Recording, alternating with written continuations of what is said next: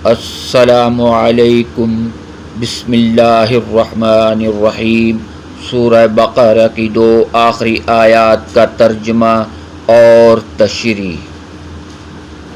رسول اللہ صلی اللہ علیہ وآلہ وسلم اس کتاب پر جو ان کے پروردگار کی طرف سے ان پر نازل ہوئی ایمان رکھتے ہیں، اور مومن بھی سب اللہ پر اور اس کے فرشتوں پر اور اس کی کتابوں پر اور اس کے پیغمبروں پر ایمان رکھتے ہیں، اور کہتے ہیں کہ ہم اس کے پیغمبروں سے کسی میں کچھ فرق نہیں کرتے، اور اللہ سے عرض کرتے ہیں کہ ہم نے تیرا حکم سنا اور قبول کیا۔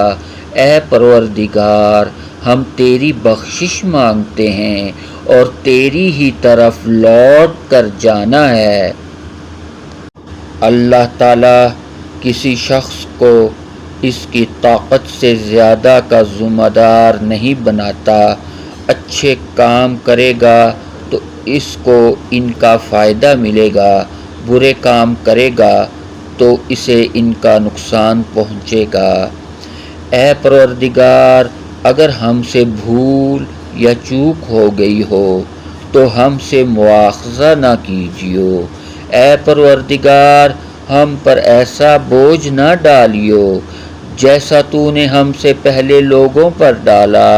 اے پروردگار، جتنا بوجھ اٹھانے کی ہم میں طاقت نہیں، اتنا بوجھ ہم پر نہ رکھیو، اور اے پروردگار، ہمارے گناہوں سے درگزر کر اور ہمیں بخش دے اور ہم پر رحم فرما۔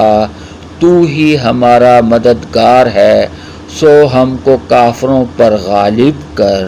آمین۔